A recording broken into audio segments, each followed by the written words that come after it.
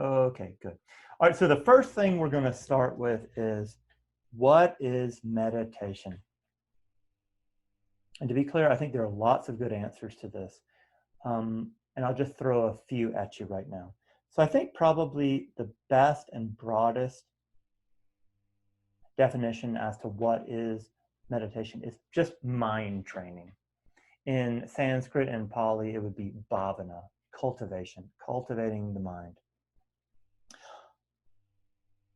There's another definition I like. It's from Patanjali. I think it's yoga chitta vritti nirodha. So yoga is the stilling of the effluence of the mind. So it's the stilling of the thought process. And eventually, it is the case that the mind really starts quieting down. Another good definition for meditation, and I really like this one. This is Shinzen Young's definition for meditation. It's just the skills training of concentration, sensory clarity, and equanimity. So, okay, he's putting it in skills training terms.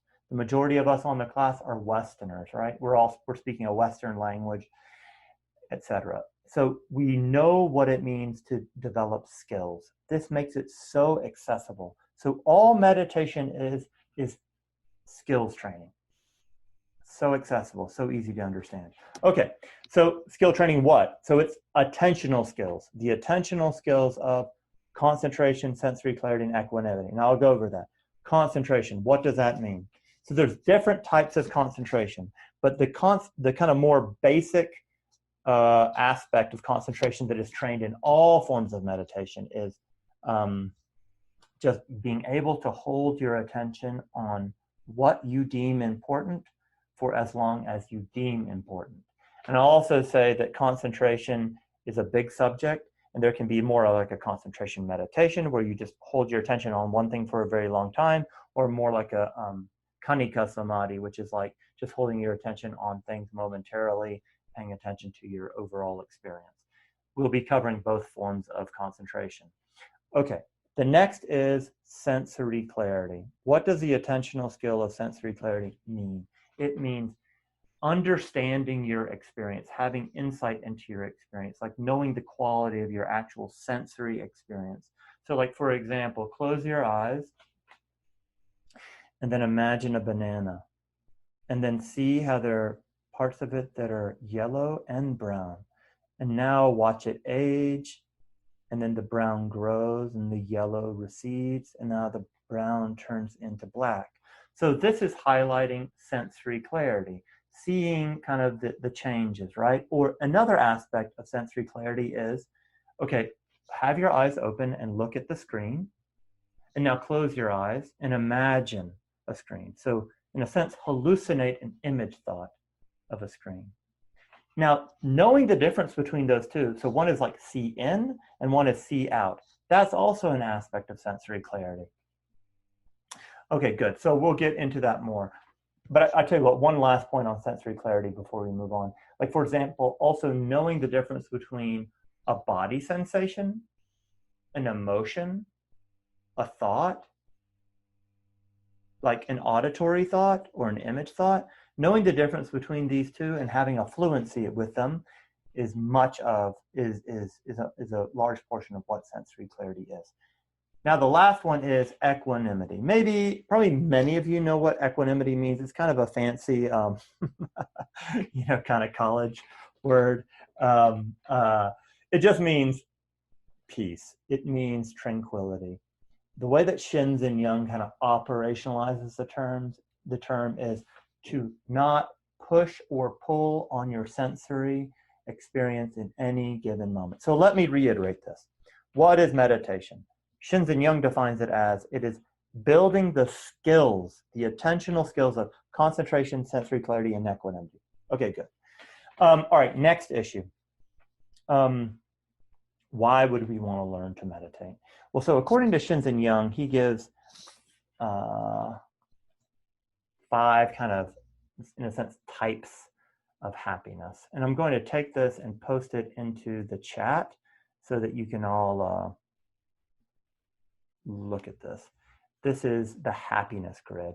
So the first benefit that we'll mention here of meditation is minimizing suffering. And there's a lot that can be said about this, but to keep it brief, it's you learn to be with your experience without fighting with it. In that sense, you're really focusing on the equanimity quality. So it's like there's pain in life, right? But if we resist it, then that becomes suffering. So meditation teaches us to kind of be with things as they are and not fight against it. Okay, good. The next aspect is maximizing fulfillment. So this allows us to really be with what is and kind of open up to it fully and have the kind of sensory clarity and concentration skills to stay what is already pleasurable and fulfilling in life. The next aspect of next kind of benefit in terms of happiness from the practice, according to Shinzen, is understanding yourself. And wow, like Vipassana really helps, like insight practice really helps with this.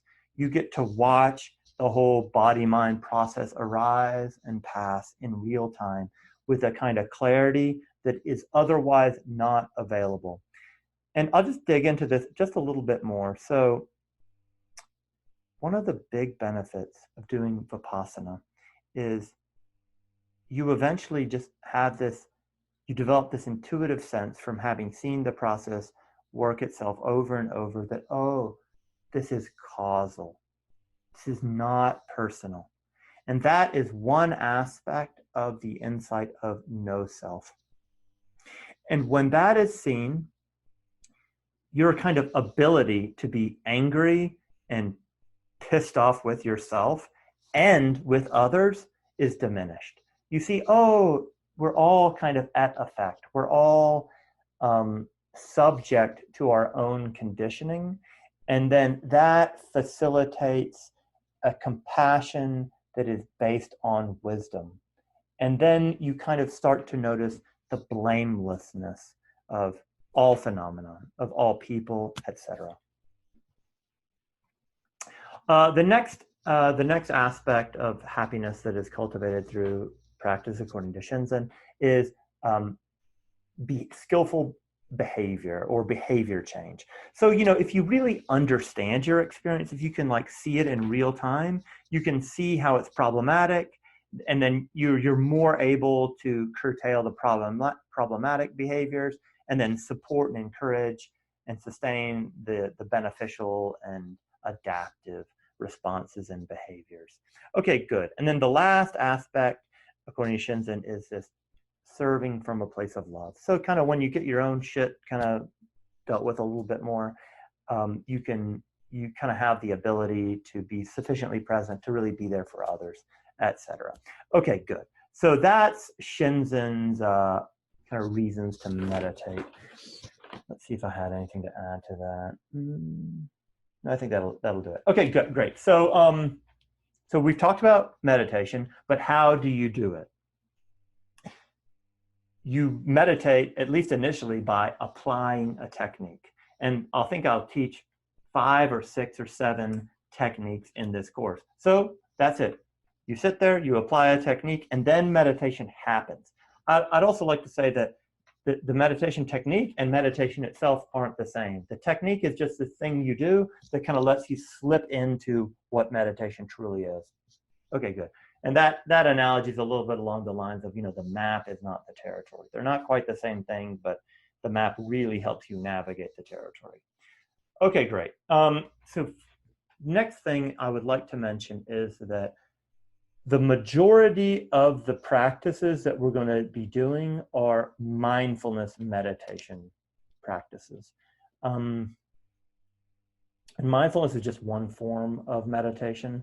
There are other forms of more like kind of open awareness that has aspects of mindfulness in it, but I view it as differently. Another type of meditation is like more the heart qualities. So like metta, loving kindness, compassion practices. And then there's also concentration practices. This course will actually cover all of those 4 that I just mentioned, but it'll be focused on mindfulness meditation. All right, very good. So I've not yet defined mindfulness. So firstly, I'll say that the way that Shinzen talks about contemplative practice, meditation, mindfulness, he kind of uses all those words interchangeably, and that works. There's kind of a difference, but they're all used a bit interchangeably. But however, taking this frame of looking at the difference between, let's say, meditation, which is a broader category, and then mindfulness. So let me define mindfulness. So mindfulness is present moment, non-judgmental awareness. Mindfulness is knowing your experience as such, knowing it directly and consciously. Okay, good. So, all right, now here in a moment, we're going to get into the see, hear, feel practice, which is Shinzen's kind of keystone practice. And I think that this practice is really fantastic. And in a sense, the reason why I like the practice so much is not for the practice itself, but for like the pedagogic benefits of understanding the practice. So by learning see, hear, feel, and learning unified mindfulness, Shinzen's system, wow, it really helps you understand meditation broadly. So good. So we'll get into that in a moment, but I just thought to briefly open it up to questions. Does anybody have any questions thus far before we get into the see, hear, feel practice? Hi, I just have a quick question, which was I'm still not clear on the difference between concentration and mindfulness. Mindfulness sounds like concentrating on the present moment, to me at Yeah. least. Okay. Yeah. Yeah. Okay. So now this is just the typical case, and this is not what's the word? I don't want to say this is not the final word on this, but this is the way I view it. So mindfulness is more just like an open present moment awareness of just knowing what's happening. So like, listen to this. Now, like watch my hand, and now close your eyes, and now you see the hand moving in your mind's eye. Okay, so you're just paying attention to what's happening. So that would be more along the lines of a mindfulness practice. Now, a concentration practice is, for example, just look at the tip of my finger and just hold your attention there. And then maybe now you hear my voice, but you let that be in the background while you're holding your attention on my fingertip. And then you're letting everything fade into the background. So that's more of a concentration practice. So one way to think about concentration practice versus mindfulness practice is concentration practice is more artificial. It's more effortful and focused, whereas mindfulness can be a little bit more kind of organic. Like you're just noticing what's happening in the moment. But I want to be very clear: artificial is good. Like actually, all of these practices are artificial and fabrication oriented. So I want to be clear that saying that there's this artificial nature to concentration is not an insult against concentration practice. I'll make a couple more notes. So mindfulness really helps with mentalization skills around kind of knowing yourself, knowing all these different reactions of what's going on in your internal experience. And then concentration practice is like kind of sustained focus on one thing, helps with the aspect of mentalization, of being able to hold your attention on something for a longer period of time. Now, mentalization, let me briefly define that. Mentalization means just this kind of being able to manage your own mind, understand your mind, understand the minds of others, etc. I'm afraid that may have been a bit tangential. Did I speak to your question, Camille? You did actually. Thank you for clarifying that. Sure. It's my pleasure. Any other questions coming up?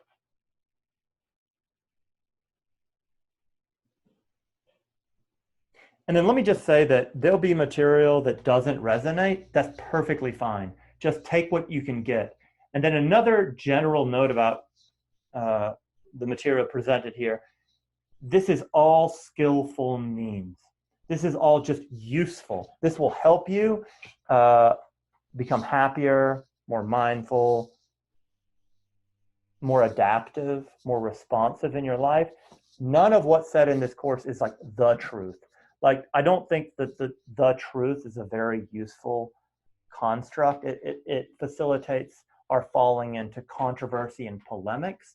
And I don't think it's very useful. I prefer to take this more skillful means approach of just like, hey, this is a useful way of thinking about it. Maybe it works, maybe it doesn't. You try it out, etc. Okay, very good. Now I'll go ahead and launch into the see, hear, feel practice. Okay, so firstly, see, hear, feel is a noting practice. So in this noting practice, you just make notes. You note what is happening in that moment, and then you actually, and incidentally, the notes that you use in the see, hear, feel practice are see, hear, and feel. And so we'll be just noting the present moment experience. And then again, the verbiage that we use is see, hear, or feel. Okay, so let me reiterate some of that. Noting. Why would we want to make these notes? Like talking, like we'd be talking, and it says we're talking to ourselves. Wouldn't that be a distraction? No, it actually helps us hold our attention on what's happening. So let me actually just go ahead and briefly demonstrate the practice, and then I'll reiterate the instructions. So, okay. See, I'm just looking at the computer screen. See, I'm still looking at the computer screen. See, now I'm looking at the whole room. Hear. I'm actually just listening to my own voice. Hear. Now I'm just listening to the quiet, to the silence. See, now I'm seeing the computer screen again. Now feel, I'm just feeling my butt on the chair. Feel, I feel some tension in my back. Here, I hear some rustling outside. Feel, I feel this kind of quiveriness, this kind of uncertainty, maybe a bit of excitement or anxiety in the chest cavity. So I just note feel. Now I've just noted plus explanatory notes explaining what I'm doing. When you do the practice, it's just going to sound like see, hear, see, hear, feel, see. Okay, good. So let me first come back to noting. So noting just means to notice what's happening. But then there's the issue of labeling. So you can actually do this practice out loud where you speak the notes like see, see, see. Or you can do them quietly, right? Or you can also just drop the labels. And that's just noting or noticing, right? Without the labels. All three options are fine. I would generally recommend that starting out that you go ahead and do the labeling either out loud or quiet. Okay, good. That's what the labeling is. Now let me say a few notes about why the labeling is important. Somebody already mentioned how they've really struggled with their practice and like, oh, it's been so hard. I've not stayed with it. Oh, meditation is difficult. Yes, yes, yes, yes, yes. Well, the noting, the labeling really helps with the practice because one of the biggest problems with the practice is doubt. You doubt if you're doing it right. Like, oh, I'm sitting here, I'm not sure if I'm doing it right. Well, listen, if you make the note, if you say the label, you're meditating. It's good enough, right? So this is huge. This reassures yourself, aha, yes, I'm meditating. The next issue is saying the label chews up the verbal processing capacities of the mind. And generally speaking, it is the blah, blah mind, the talking to yourself about your to-do list and all your problems, the past and the future and all that stuff. That's the big hindrance with meditation. So if you're chewing up that verbal processing capacities of the mind with notes, with labels as to what's happening, then it's much easier to meditate. Okay, good. So now let me talk a little bit more about see, hear, feel from the kind of perceptual and sensory angle. So the see, hear, feel practice is a divide and conquer strategy to kind of master knowledge of your own sensory experience. So again, it's broken down the kind of the top level breakdown is see. So that's like, you know, you see my hand, right? Now close your eyes and see my hand wave just like you did in your mind's eye.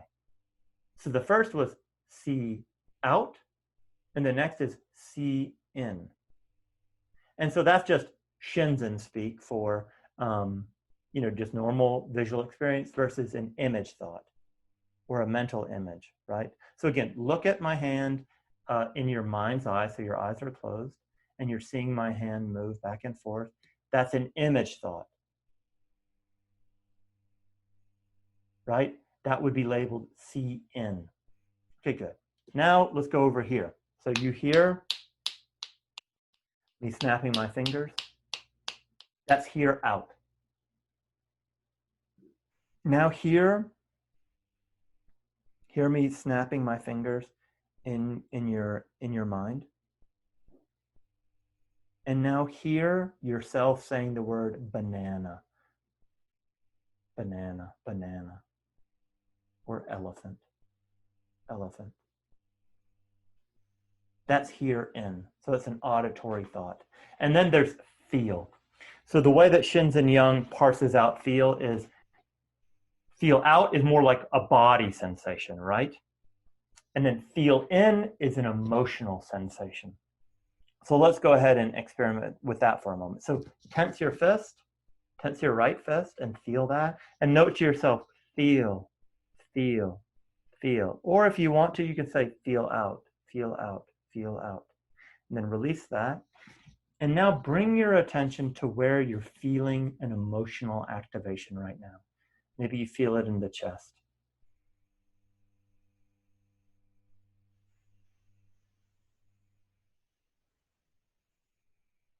Maybe you feel it in the throat, in the face.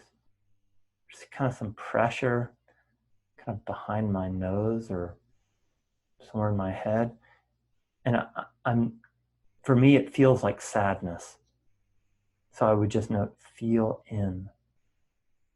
There's like kind of a pressure on my chest that seems like a little bit of excitation or anxiety. So I'd note, feel in. And now there's a sense of love and gratitude. And incidentally, I'm just feeling it in my face and actually in my whole body. And I just note, feel or feel in. Okay, great. So we've gone over see, hear, feel, and also in and out.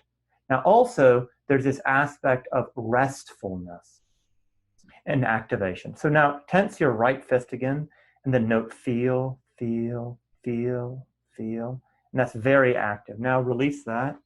Now bring your attention to your left femur, your left thigh. And just notice how there's not much going on, and that's kind of restful. It's not important that you retain all of this. We'll be going over this material again, but these are just kind of an overview of the different flavors and aspects of the practice and of what your sensory experience is. Also, we can do see, hear, feel in a very narrow way, which can start to become more of a concentration practice. Like, okay, put your attention on your right nostril. And on the in-breath, note feel. And on the out-breath, note feel. And so if you were to do that for 30 minutes, that would be a concentration practice. Although it would be kind of understood within the framework of see, hear, feel. So that would be a very narrow application with a narrow kind of zoomed in application of see, hear, feel with focusing on the feel component, which would be almost identical to other forms of breath meditation. And then let's open up peripheral awareness. Notice the whole room all at once. Now notice all of your auditory experience all at once. Now notice your whole body sensation all at once. Notice what all's going on in the mind all at once. And now also notice all your emotional activation all at once. And now just note briefly what's arising for you. And we'll use the see, hear, feel terms. We'll do 1 minute of meditation right now with a broad open focus, just noting whatever's arising. I'll note out loud. See, feel. here, here, here, feel, see, see, feel, feel, feel, see. Okay, so that was a kind of more a broader application of see, hear, feel. Typically, the way see, hear, feel is practiced is with this broad kind of open, choiceless awareness way of practice. But it's very modular and and you can apply it in different ways to achieve different meditation goals. Okay, good. Let's talk a little bit more about how you do the practice. So the notes, generally, it's helpful to make them kind of somewhat regular. You can just make the notes as your attention is drawn to some sort of sensory experience, or you could do the practice in a way where you note on the out breath. So whenever you're breathing out, you know to make a note of see, hear, or feel at that moment. It's fine to re-note, so you can note feel, feel, feel. It's fine. Also, there's this issue of, oh, well, what should I note? I'm confused. All this stuff is arising all at once. Yeah, totally. First off, it's very random. Just pick the thing that's most salient in your experience if you're doing this kind of more open awareness style noting. But again, if you want to do a more focused, like a narrower focus type noting, then you could just, for example, sit there and notice the moisture in your mouth for a 30-minute period and just noting feel, feel, feel. So again, very modular. All right, good. So generally speaking, 1 note per second to every 3 seconds is what is recommended. I'll also say, as you're doing this practice, I would advise to notice the causal relationships. Like notice how, oh, when there's tension in the body, it activates an emotion, maybe like sadness or bliss or whatever it is. Or notice, oh, when I have this image thought, aha, then this brings up this feeling of like ease or something like that. So I think it's very helpful to be noticing all the causal relationships. That's much of the benefit of these kinds of practices. Okay, good. So again, moving on with why we want to do these practices. So I said this earlier, but I just want to reiterate it. So when you know yourself clearly, there is a seeing of causality and how you are subject to your conditioning. You see this in yourself and you see this in others. And that understanding, that is wisdom. That is an aspect of wisdom. And then from that, compassion naturally arises. You see how, oh, I'm just kind of blown around, pushed around by my own conditioning. Others are also this same way. And then, this quality of blamelessness grows where you understand others and are kind of sweeter and kinder to others and sweeter and kinder with yourself. And also, let me just say that seeing causality is just one insight. There's also a seeing of non-causality, a seeing how there's nothing that's caused. But that's not so much the focus of this kind of practice. That's more seen in emptiness practice. Also, more about the benefits. So this is a very traditional Theravadan way of coming at it. So doing this practice helps you see what's called the 3 characteristics of not self, which we've kind of gone over, of like seeing how things are not so very personal, how there's not this clear division line between one thing and the other. There's not a essence or a core center point to anything so much. But also there's the seeing of impermanence. So you just see how everything changes, right? And then this brings about, again, a kind of equanimity and peace with things because you know that they pass. And then there's also the insight of suffering. So you see how the way that the body and mind is set up is with a lot of reactivity. So you just notice how you react in problematic ways to things. And also there's another aspect, this is more of a Theravadan kind of way of looking at it. You see how experience is fleeting and how experience cannot satisfy. And when you've seen that, that brings about a kind of maturity, like, oh, okay, running after or indulging craving is not maybe skillful. And I want to be clear, that's craving, not desire. I actually don't think desire is a problem, but craving is. And this practice helps you see craving and let go of it. Okay, great. What should you watch out for when you do this practice? It can be really racy and kind of unpleasant at first. So just keep that in mind. When you need to back off the practice, back off. Also, don't go looking for any particular experience. Many people, they're looking for some sort of particular experience. And don't judge your practice. You cannot judge your practice while you're doing it. It's really quite weird.